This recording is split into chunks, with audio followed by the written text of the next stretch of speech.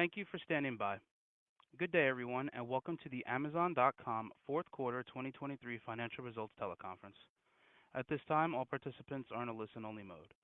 After the presentation, we will conduct a question-and-answer session. Today's call is being recorded. For opening remarks, I will be turning the call over to the Vice President of Investor Relations, Mr. Dave Fildes. Thank you, sir. Please go ahead. Hello, and welcome to our Q4 2023 financial results conference call. Joining us today to answer your questions is Andy Jassy, our CEO, and Brian Olsavsky, our CFO. As you listen to today's conference call, we encourage you to have our press release in front of you, which includes our financial results as well as metrics and commentary on the quarter. Please note, unless otherwise stated, all comparisons in this call will be against our results for the comparable period of 2022. Our comments and responses to your questions reflect management's views as of today, February 1st, 2024 only, and will include forward-looking statements. Actual results may differ materially. Additional information about factors that could potentially impact our financial results is included in today's press release and our filings with the SEC, including our most recent annual report on Form 10-K and subsequent filings. During this call, we may discuss certain non-GAAP financial measures. In our press release, slides accompanying this webcast, and our filings with the SEC, each of which is posted on our IR website, you will find additional disclosures regarding these non-GAAP measures, including reconciliations of these measures with comparable GAAP measures. Our guidance incorporates the order trends that we've seen to date and what we believe today to be appropriate assumptions. Our results are inherently unpredictable and may be materially affected by many factors, including fluctuations in foreign exchange rates, changes in global economic and geopolitical conditions and customer demand and spending, including the impact of recessionary fears, inflation, interest rates, regional labor market constraints, world events, the rate of growth of the internet, online commerce, cloud services, and new and emerging technologies, and the various factors detailed in our filings with the SEC. Our guidance assumes, among other things, that we don't conclude any additional business acquisitions, restructurings, or legal settlements. It's not possible to accurately predict demand for our goods and services, and therefore our actual results could differ materially from our guidance. And now, I'll turn the call over to Andy. Thanks, Dave. Today we're reporting $170 billion in revenue, up 13% year-over-year, excluding the impact from foreign exchange rates, $13.2 billion in operating income, up 383% year-over-year, or $10.5 billion, and $35.5 billion in trailing 12-month free cash flow adjusted for equipment finance leases, up $48.3 billion year-over-year. While we've made meaningful progress in our financial measures, what we're most pleased about is the continued customer experience improvements across our businesses. These results represent a lot of invention, collaboration, discipline, execution, adjusting, and reimagining from teams across Amazon. Looking back at Q4, I'll start with our stores business, where customers responded to our continued focus on selection, price, and convenience. We continue to have the broadest retail selection with hundreds of millions of products available and added tens of millions of new items last year alone, including fashion selection from Coach, Victoria's Secret's fashion, Pit Viper, and Beyoncé's Renaissance Tour merch, to cosmetics from Lancôme, Urban Decay Cosmetics, and No Beauty by Vanessa Hudgens, to consumer technology and services from Boost Infinite and Whoop, to homewares from Martha Stewart. Being sharp on price is always important, but particularly in an uncertain economy where customers are careful about how much they're spending. We kicked off the holiday season with Prime Big Deal Days, an exclusive event for Prime members to provide an early start on holiday shopping. This was followed by our extended Black Friday and Cyber Monday holiday shopping event, which was open to all customers and ended up being our largest event ever. These events also helped attract new customers and Prime members. Throughout the quarter, customers saved nearly $10 billion across millions of deals and coupons, almost 70% more than last year. In addition to offering great deals, we continued to improve delivery speeds. In 2023, Amazon delivered to Prime members at the fastest speeds ever, with more than 7 billion items arriving same or next day, including more than 4 billion in the U.S. and more than 2 billion in Europe. In the U.S., this result is the combination of two things. One is the benefit of regionalization, where we re-architected the network to store items closer to customers. The other is the expansion of same-day facilities, where in the U.S. in the fourth quarter, we increased the number of items delivered the same day or overnight by more than 65% year over year. As we're able to get customers items this fast, It increases the number of occasions that customers choose Amazon to fulfill their shopping needs, and we can see that in all sorts of areas, including how fast our everyday essentials business is growing. Our regionalization efforts have also brought transportation distances down, which has helped lower our cost to serve. In 2023, for the first time since 2018, we reduced our cost to serve on a per-unit basis globally. In the U.S. alone, cost to serve was down by more than 45 cents per unit compared to the prior year. Lowering cost to serve allows us not only to invest in speed improvements, but also afford adding more selection at lower average selling prices or ASPs and profitably. We have a saying that it's not hard to lower prices, it's hard to be able to afford lowering prices. The same is true with adding selection. It's not hard to add lower ASP selection, it's hard to be able to afford offering lower ASP selection and still like the economics. Like improving speed, adding selection puts us in the consideration set for more purchases. As we look toward 2024 and beyond, we're not done lowering our cost to serve. We've challenged every closely held belief in our fulfillment network and reevaluated every part of it, and found several areas where we believe we can lower costs while also delivering faster for customers.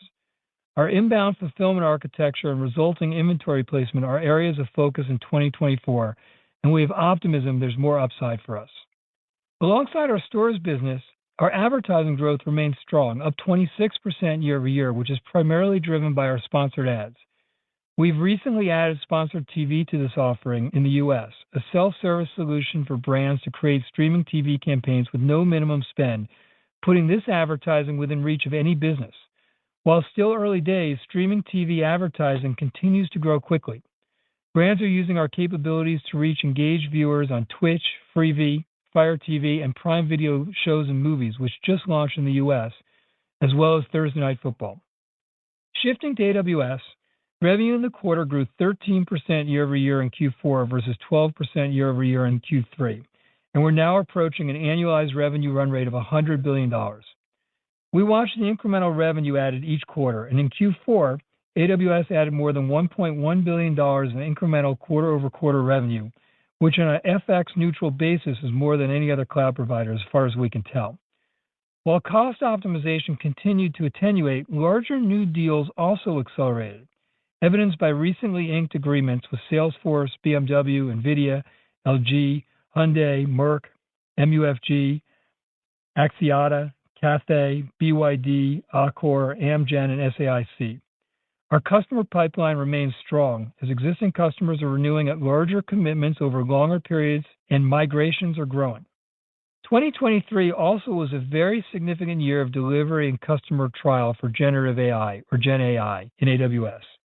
You may remember that we've explained our vision of 3 distinct layers in the Gen AI stack, each of which is gigantic and each of which we're deeply investing. At the bottom layer, where customers who are building their own models run training and inference on compute where the chip is the key component in that compute, we offer the most expansive collection of compute instances with NVIDIA chips. We also have customers who would like us to push the price-performance envelope on AI chips, just as we have with Graviton for generalized CPU chips, which are 40% more price-performant than other x86 alternatives. And as a result, we've built custom AI training chips named Trainium and inference chips named Inferentia. At reInvent, we announced Trainium 2, which offers 4 times faster training performance and 3 times more memory capacity versus the first generation of Trainium, enabling advantageous price performance versus alternatives. We already have several customers using our AI chips, including Anthropic, Airbnb, Hugging Face, Qualtrics, Ricoh, and Snap.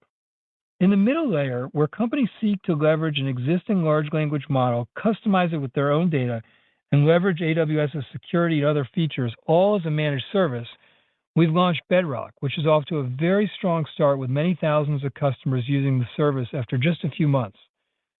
The team continues to rapidly iterate on Bedrock, recently delivering capabilities including guardrails to safeguard what questions applications will answer, knowledge bases to expand models' knowledge base with retrieval augmented generation or RAG and real-time queries, agents to complete multi-step tasks, and fine-tuning to keep teaching and refining models, all of which will help customers' applications be higher quality and have better customer experiences. We also added new models from Anthropic, Cohere, Meta with Llama 2, Stability AI, and our own Amazon Titan family of LLMs. What customers have learned at this early stage of Gen AI is that there's meaningful iteration required in building a production Gen AI application with the requisite enterprise quality at the cost and latency needed. Customers don't want only one model. They want different models for different types of applications and different size models for different applications. Customers want a service that makes this experimenting and iterating simple. And this is what Bedrock does, which is why so many customers are excited about it. At the top layer of the stack is the application layer. One of the very best early Gen AI applications is a coding companion. At reInvent, we launched Amazon Q, which is an expert on AWS, writes code, debugs code, tests code, does translations like moving from an old version of Java to a new one, and can also query customers' various data repositories like intranets, wikis, or from over 40 different popular connectors to data in Salesforce, Amazon S3, ServiceNow, Slack, Atlassian, or Zendesk, among others, and answer questions, summarize this data, carry on a coherent conversation, and take action. It was designed with security and privacy in mind from the start, making it easier for organizations to use generative AI safely. Q is the most capable work assistant and another service that customers are very excited about. By the way, don't underestimate the point about Bedrock and Q inheriting the same security and access control as customers get with AWS.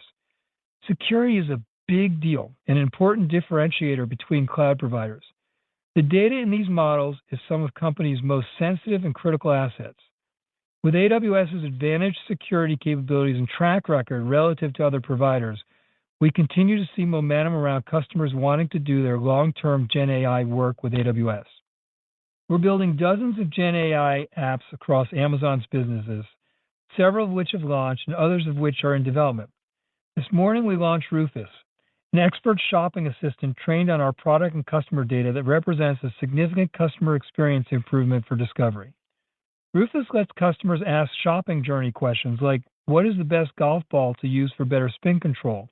Or which are the best cold weather rain jackets? And get thoughtful explanations for what matters and recommendations on products. You can carry on a conversation with Rufus on other related or unrelated questions, and it retains context coherently. You can sift through our rich product pages by asking Rufus questions on any product features, and it'll return answers quickly. We're at the start of what Rufus will do, with further personalization and expansion coming, but we're excited about how it'll make discovery even easier on Amazon. Gen AI is and will continue to be an area of pervasive focus and investment across Amazon, primarily because there are few initiatives, if any, that give us the chance to reinvent so many of our customer experiences and processes, and we believe it'll ultimately drive tens of billions of dollars of revenue for Amazon over the next several years.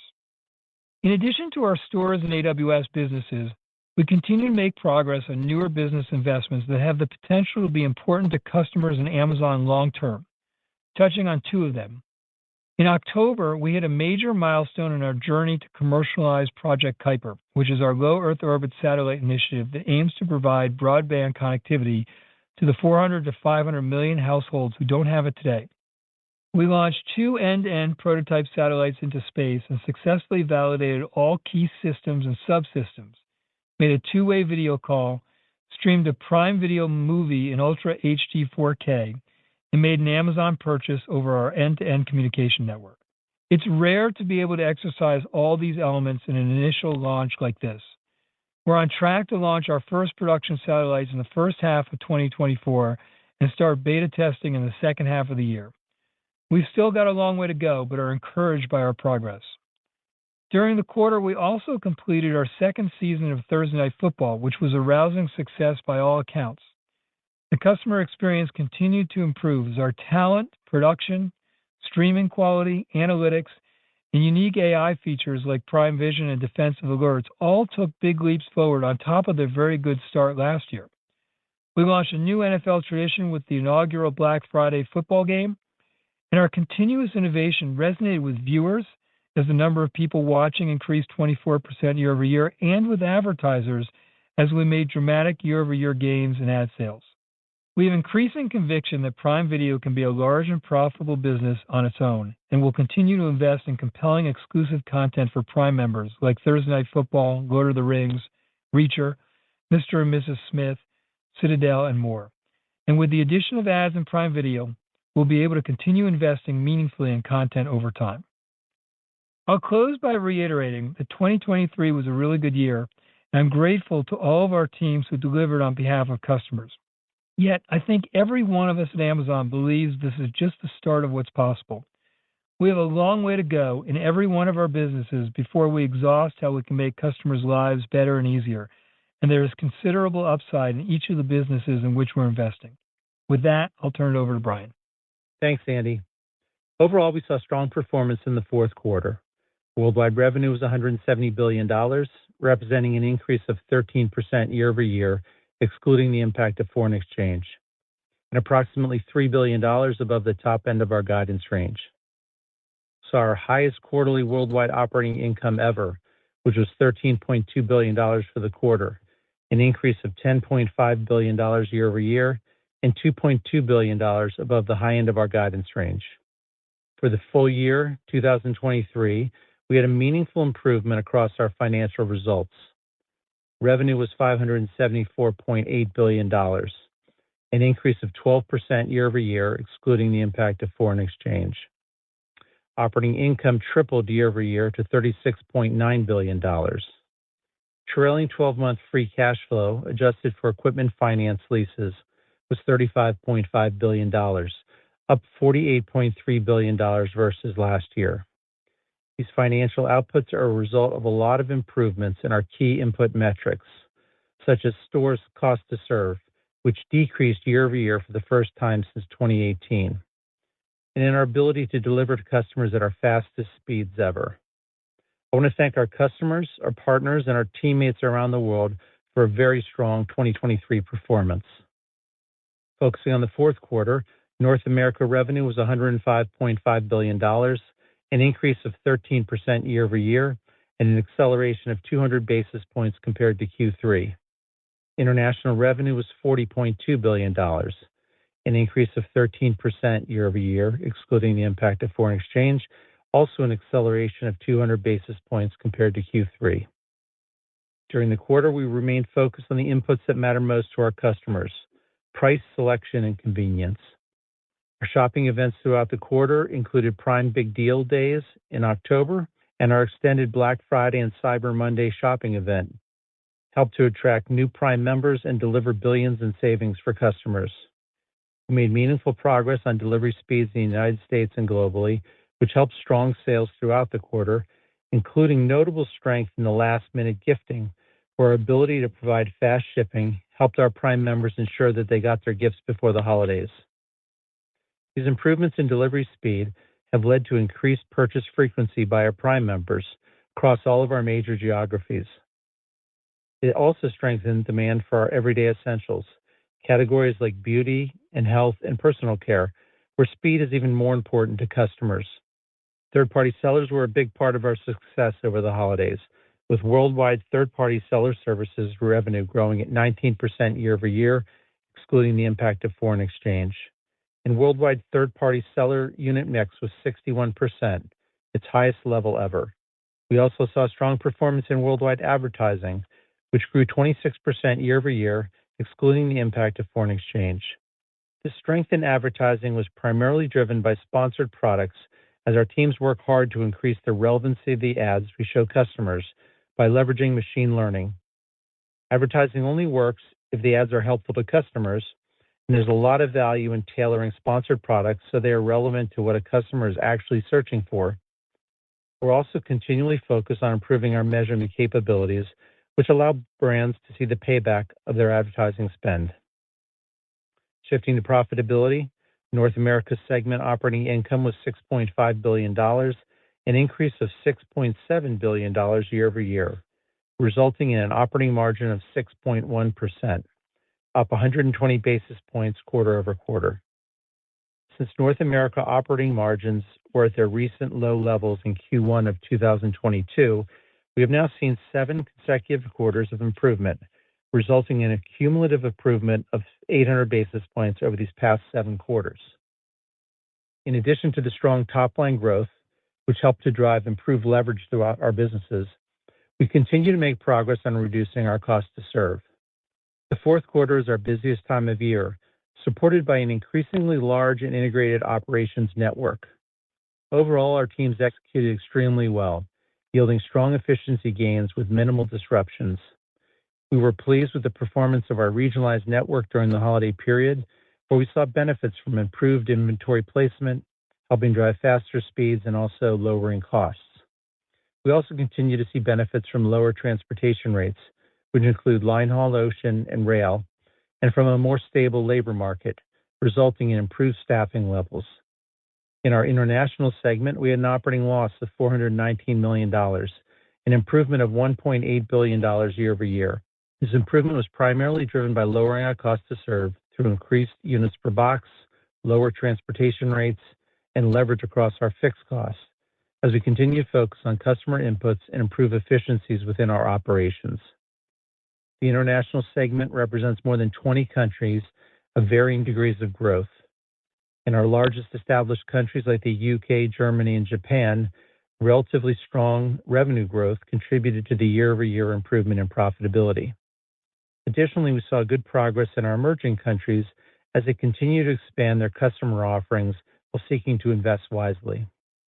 Moving to AWS, revenues were $24.2 billion, an increase of 13% year-over-year. On a quarter-over-quarter basis, we added more than $1.1 billion of revenue in AWS as customers are continuing to shift their focus towards driving innovation and bringing new workloads to the cloud. Similar to what we shared last quarter, we continue to see the diminishing impact of cost optimizations. And as these optimizations slow down, we're seeing more companies turning their attention to newer initiatives and re-accelerating existing migrations. Customers are also excited about our approach to generative AI. It's still relatively early days, but the revenues are accelerating rapidly across all 3 layers, and our approach to democratizing AI is resonating well with our customers. We have seen significant interest from our customers wanting to run generative AI applications and build large language models and foundation models, all with the privacy, reliability, and security they have grown accustomed to with AWS. AWS operating income was $7.2 billion, an increase of $2 billion year-over-year. Our operating margin for the quarter was 29.6%, up more than 500 basis points year-over-year and effectively flat on a quarter-over-quarter basis. This margin improvement reflects our headcount reductions from earlier in the year and a slowdown in the pace of hiring. Shifting to free cash flow, on a trailing 12-month basis, free cash flow adjusted for finance leases was $35.5 billion, an improvement of $48.3 billion year-over-year. The largest driver of the improvement in free cash flow is our increased operating income, which we are seeing across all 3 of our segments. We're also seeing improvements in working capital, notably in inventory efficiency driven by our regionalization efforts. Next, let's turn to capital investments. We define our capital investments as a combination of CapEx plus equipment finance leases. In 2023, full-year CapEx was $48.4 billion, which was down $10.2 billion year-over-year, primarily driven by lower spend on fulfillment and transportation. As we look forward to 2024, we anticipate CapEx to increase year-over-year, primarily driven by increased infrastructure CapEx to support growth of our AWS business, including additional investments in generative AI and large language models. One thing I'd like to highlight in our first quarter guidance is that we recently completed a useful life study for our servers, and we are increasing the useful life from 5 years to 6 years beginning in January 2024. We will have this anticipated benefit to our operating income of approximately $900 million in Q1, which is included in our operating income guidance. As we turn the calendar to 2024, we are excited to continue upon the great work the teams have been able to deliver in 2023. We remain focused on streamlining and prioritizing projects in an effective way that reduces costs and also allows us to continue innovating and inventing for customers. With that, let's move on to questions. At this time, we will now open the call up for questions. We ask each caller to please limit yourself to one question. If you would like to ask a question, please press star one on your keypad. We ask that when you pose your question, you pick up your handset to provide optimum sound quality. Once again, to initiate a question, please press star, then one on your touch-tone telephone at this time. Please hold while we poll for questions.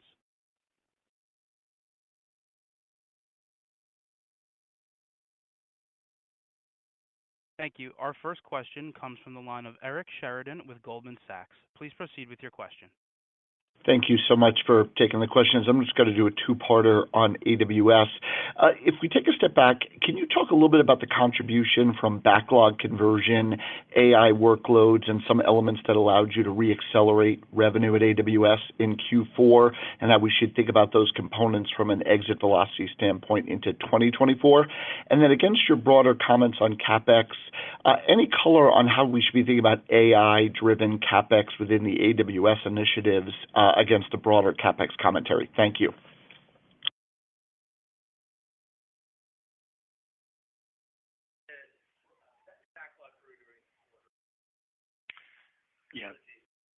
Yeah, that's right. This is Dave. Just to give you that figure, the balance was $155.7 billion as of 12/31. So that's up more than $45 billion year over year and $20 billion quarter over quarter. And then, if you look back at the revenue growth, it accelerated to 13.2% in Q4, as we just mentioned. That was an acceleration. We expect accelerating trends to continue into 2024. We're excited about the resumption, I guess, of migrations that companies may have put on hold during 2023 in some cases, and interest in our generative AI and products like Bedrock and Q, as Andy was describing that. On the CapEx side, let me talk in total for the company. We had $48 billion in 2023, was down $10 billion year over year.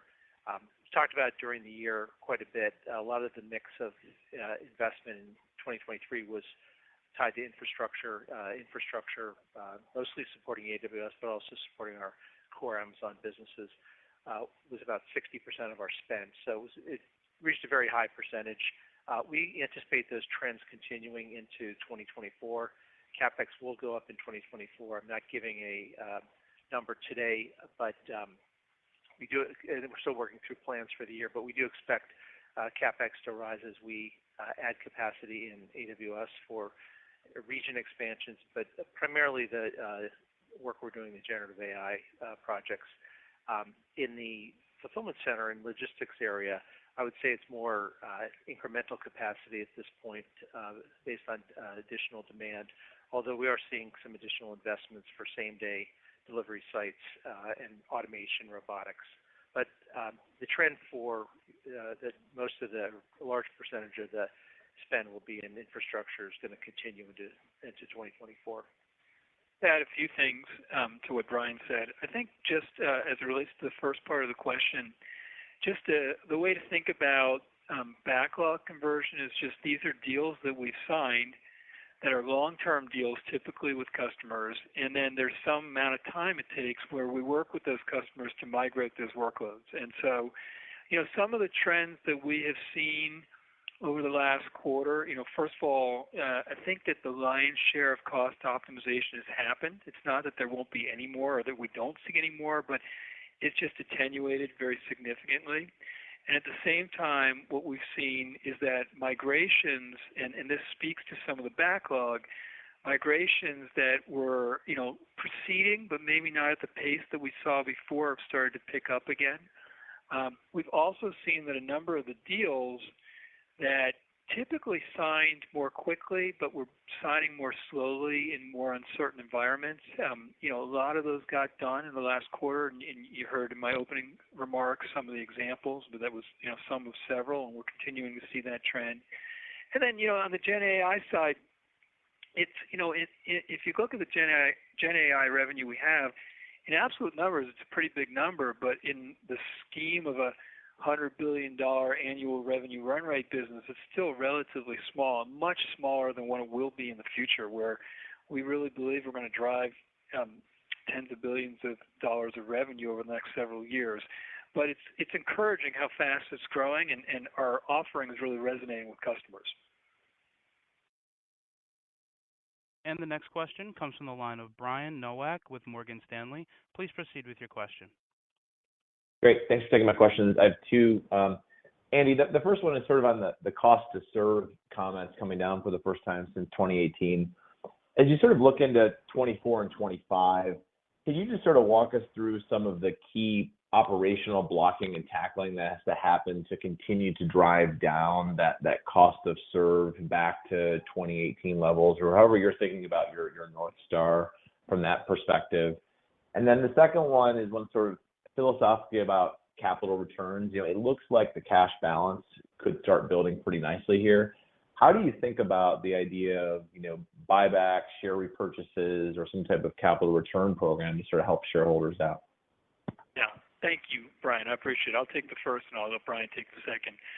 On the cost to serve coming down, as I mentioned in my opening remarks, I don't think that we feel like we're where we're going to ultimately be. I think we feel like we have meaningful upside there. And, I think one thing that it's easy to make as large a change as we made in regionalization in the U.S. and think, check, we got that done. But the reality is we still have several improvements and a bunch of ways that we can hone the regionalization improvements that we made in 2023 in 2024. And so when the team speaks about the areas where they believe they have opportunities, there's still opportunities just in regionalization as we continue to hone that.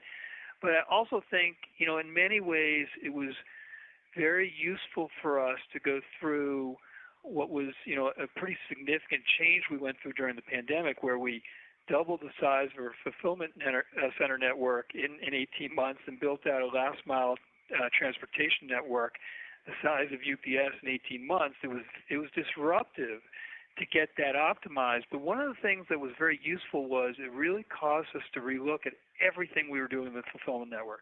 And we looked at it with really a beginner's eye.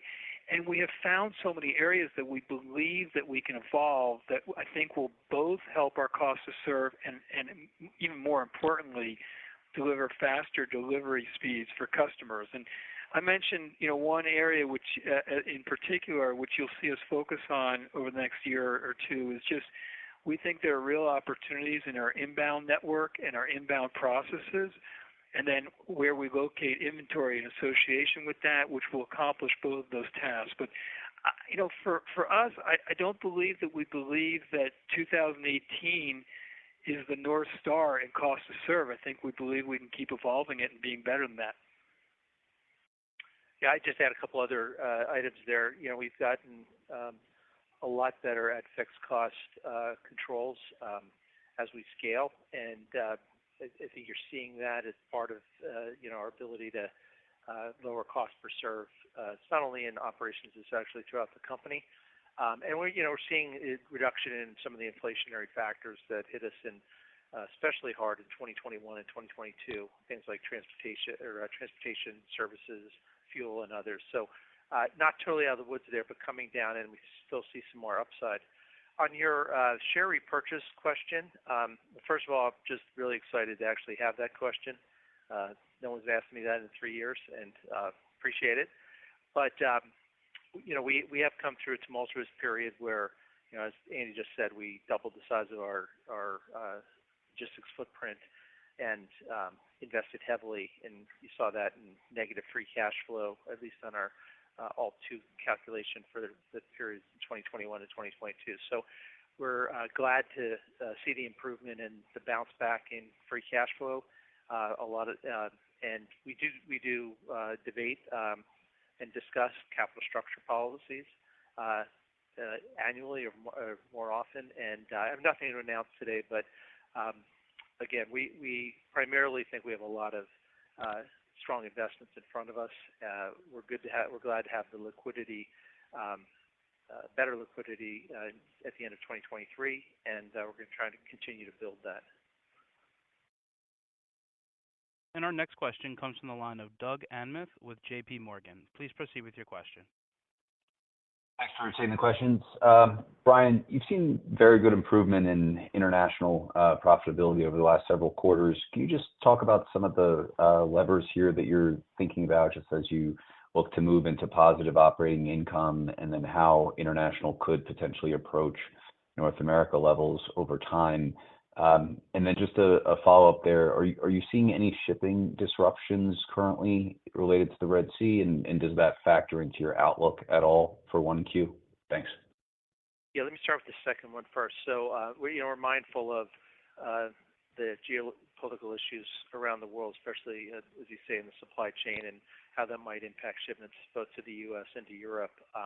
We're just working very hard to make that not back up on customers, and we'll continue to work that. It's not a material impact into the estimated in our guidance in Q1. But again, as I said, we're vigilant on that, and we'll work to take steps where we need to make sure that the customer experience is not impacted. On the international segment operating income, we're very pleased with the results, especially over the last few quarters. We improved operating income by $1.8 billion year over year. And I would attribute it to the steady progress that Andy was saying about the U.S. Yes, again, cost to serve is down, advertising is stronger, a lot of attention to cost, a lot of attention to investments and where we're going to invest, and other fixed cost controls. So a lot of that is what we're seeing in the established countries of Europe and Japan. I would divide the segment a bit into a couple buckets. First, there's that international segment, European established country segment, and that's it behaves a lot like you would see in North America. If you look at the emerging countries, and we've launched 10 countries in the last 7 years, they're all on their own trajectory of journey to profitability and significance with customers, and we're pleased with that. I think they're all growing nicely, and again, leveraging their cost structure, investing wisely in Prime benefits, but all on a curve to break even and then be a contributor to income and free cash flow. The other thing I'd point out is that we have advanced loaded, I would say, Prime benefits in our international markets. We think it's a very good source of customer acquisition and customer retention. The investment in those areas can fluctuate quarter to quarter. We had a bit of a higher spend in digital content in Q4, as we had a number of marketing and content, especially around live sports, English Premier League and Champions League in Germany and Italy, for example. But we like those benefits and those investments. They're a proven vehicle for customer acquisition, as I said, and it gets people shopping on our sites, and engaging with benefits is always positive for the relationship with Amazon. And the next question comes from the line of Mark Mahaney with Evercore ISI. Please proceed with your question. Okay, thanks. Two questions, please. I think you mentioned, Brian, that North American margins have improved for 7 quarters in a row or something like that, a significant number.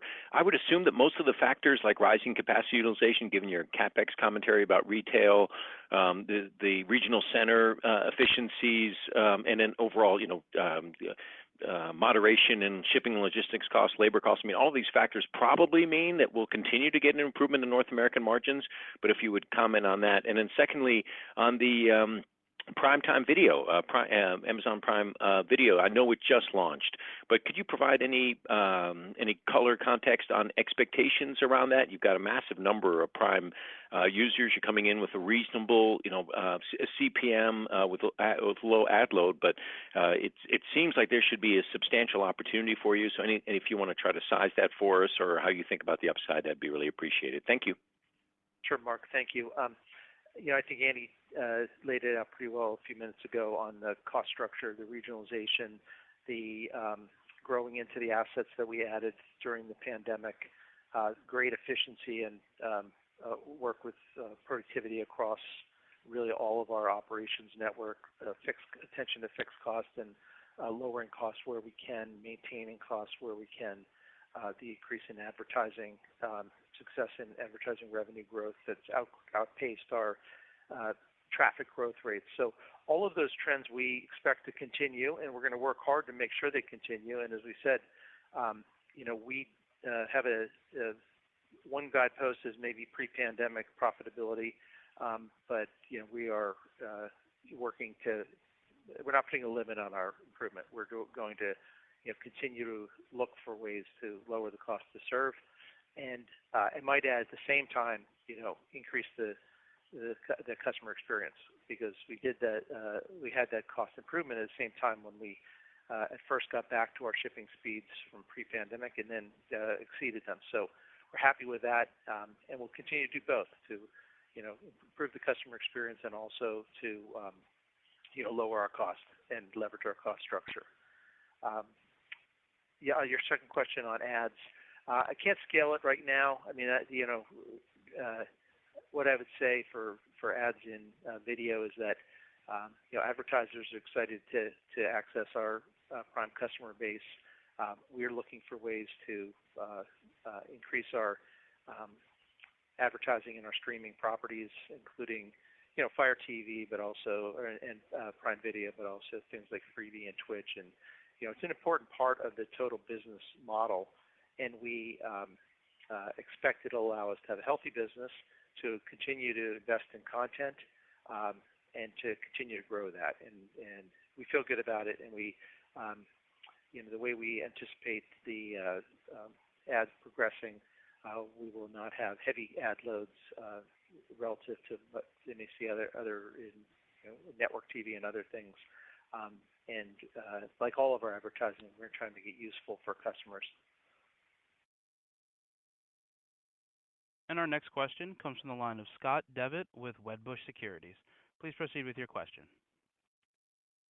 Thanks. I had one on grocery and one on healthcare. First on grocery, I was wondering if you could talk a bit about the progress that you're making in unifying the offering between .com, Fresh, and Whole Foods, and as it relates to reverse logistics and using the grocery facilities, how that's lowering the cost of reverse logistics, and whether there's a significant opportunity there in terms of driving traffic and revenue in the grocery business. Then secondly, on healthcare, in such a notoriously poor customer experience industry, and you've made pretty significant efforts now with an acquisition and offering primary care. I'd just be curious if you could talk a little bit more about the longer term vision in healthcare. Thank you.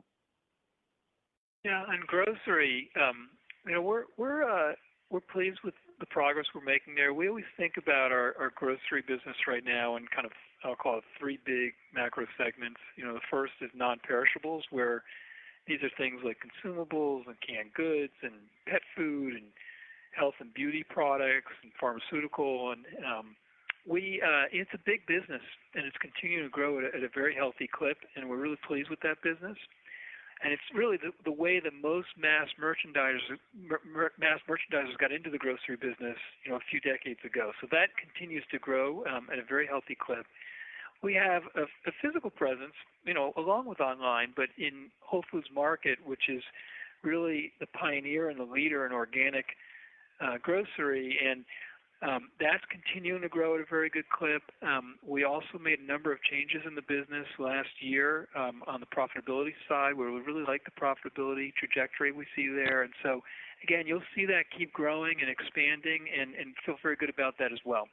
If you want to serve as many grocery needs as we do, you have to have a mass physical presence, and that's what we've been trying to do with Fresh over several years.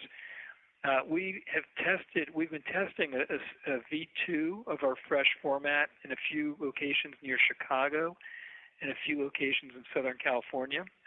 It's very early; it's just a few months in, but the results so far are very promising, and on almost every dimension. And so, we need to see it for a little bit longer time, but the results appear like we have something that's resonating, and if we continue to see that, then the issue becomes how fast and what's the best way to expand.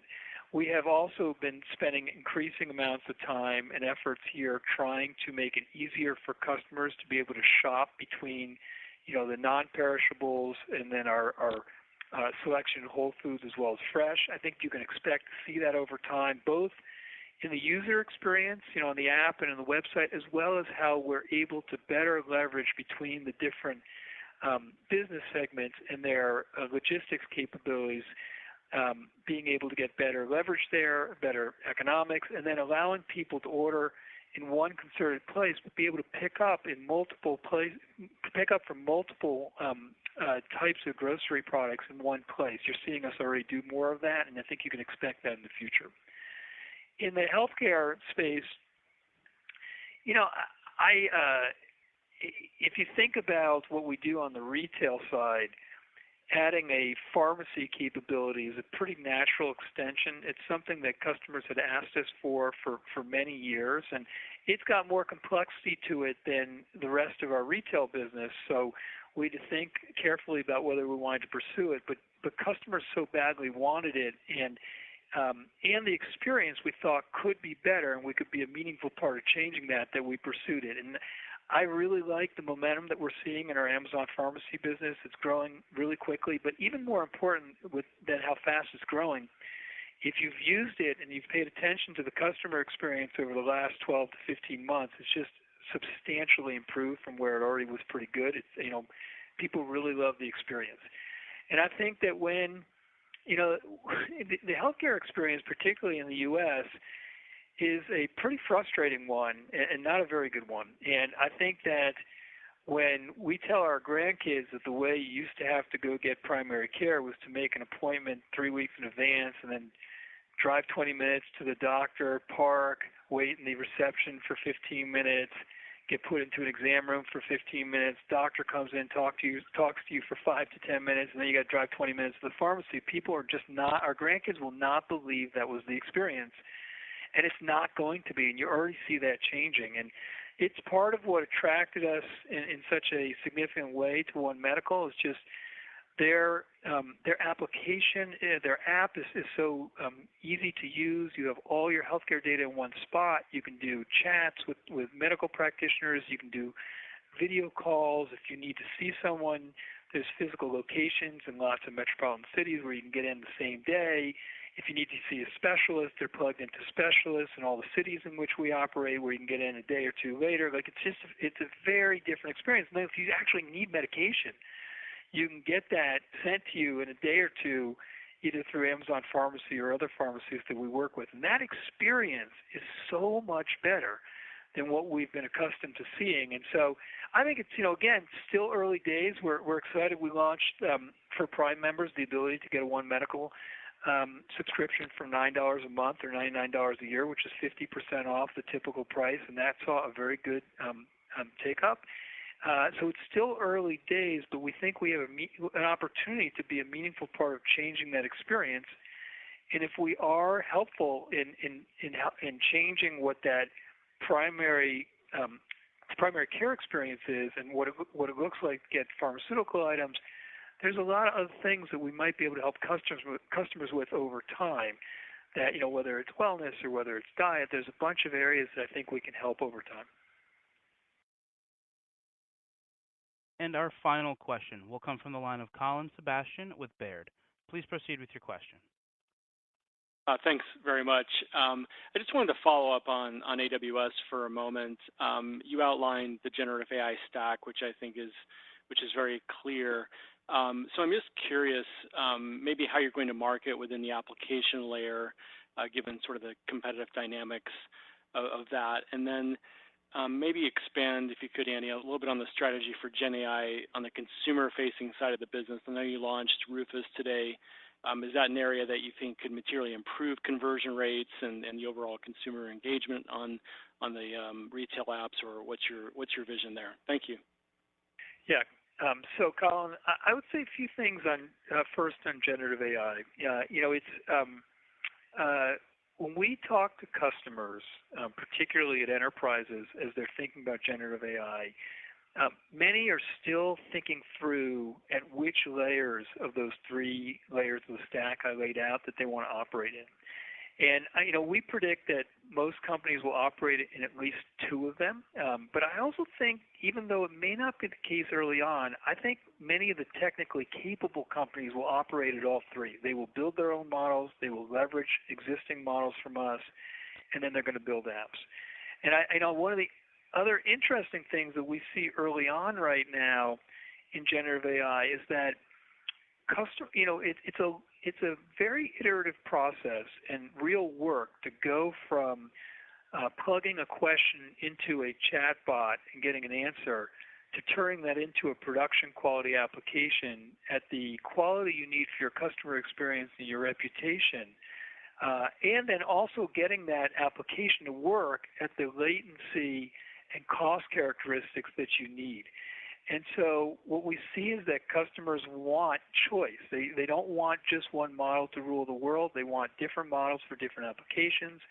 And they want to experiment with all different sized models because they yield different cost structures and different latency characteristics. And so Bedrock is really resonating with customers. They know they want to change all these variables and try and experiment, and they have something that manages all those different transitions and changes so they can figure out what works best for them, especially in the first couple of years where they're learning how to build successful generative AI applications is incredibly important to them. So it's part of why we see Bedrock resonating so much.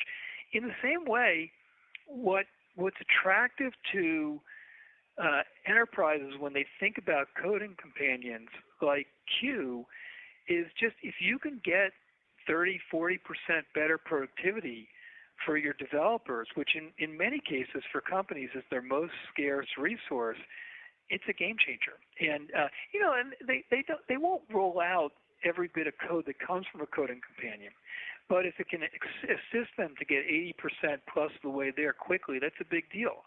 And one of the things that's unique about Q is it's not just a coding companion. Yes, it's an expert on AWS. It will help you, it helps you write the code, but it also helps you debug the code, and it helps you test the code, and it helps you do transformations, and it helps you figure out how to multi-step implement features. So there's a lot of, it helps you troubleshoot. If there's something in your application that's awry, Q can find it and help you fix it. And so, and then it also lets you look at all your data repositories, whether it's intranets or wikis or the 40-plus data connectors like Salesforce and Atlassian and Zendesk and Slack, and it lets you have an intelligent conversation to get answers and take action. So it's a pretty differentiated capability there. And when enterprises are looking at how they might best make their developers more productive, they're looking at what's the array of capabilities in these different coding companion options they have. And so we're spending a lot of time, our enterprises are quite excited about it. It created a meaningful stir at reInvent. And what you see typically is that these companies experiment with different options they have, and they make decisions for their employee base, and we're seeing very good momentum there. The question about how we're thinking about Gen AI in our consumer businesses, we're building dozens of generative AI applications across the company. Every business that we have has multiple generative AI applications that they're building. And they're all in different stages, many of which have launched and others of which are in development. So if you just look in some of our consumer businesses, on the retail side, we built a generative AI application that allowed customers to look at a summary of customer reviews so that they didn't have to read hundreds and sometimes thousands of reviews to get a sense for what people like or dislike about a product. We launched a generative AI application that allows customers to quickly be able to predict what kind of fit they'd have for different apparel items. We've built a generative AI application that in our fulfillment centers that forecasts how much inventory we need in each particular fulfillment center. And so the start of the rollout of Rufus today is really just another step, but we think one that's pretty meaningful in being a generative AI-powered shopping assistant. And it's trained on our very expansive product catalog as well as our community Q&As and customer reviews and the broader web. But it lets customers discover items in a very different way than they have been able to on e-commerce websites. So if you want buying advice like what should I look for in a pair of headphones, or if you are doing purpose buying, like what should I buy for cold weather golf, or comparisons, what's the difference between lip gloss or lip oil, or you want recommendations on the best Valentine's Day gifts, or you're on a detail page with rich product info where you don't want to go through the whole page. You want to ask, is this pickleball racket good for beginners? All those questions you can plug in and get really good answers. And then it's seamlessly integrated in the Amazon experience that customers are used to and love to be able to take action. So, I think that's just the next iteration. I think it's going to meaningfully change what discovery looks like for our shopping experience and for our customers. And I could kind of step through every one of those consumer businesses. Our advertising business is building capabilities where people can submit a picture and an ad copy is written and the other way around. And you can kind of think about Alexa, where we're building a very large, expansive large language model that's going to make Alexa even more productive and helpful for customers. Every one of our consumer businesses has a significant number of generative AI applications that they either have built and delivered or they're in the process of building. And I don't see that changing for many years. We have a lot of ideas. Thanks for joining us today on the call and for your questions. A replay will be available on our investor relations website for at least 3 months. We appreciate your interest in Amazon, and we look forward to talking with you again next quarter. And ladies and gentlemen, that does conclude today's teleconference. You may disconnect your lines at this time. Thank you for your participation.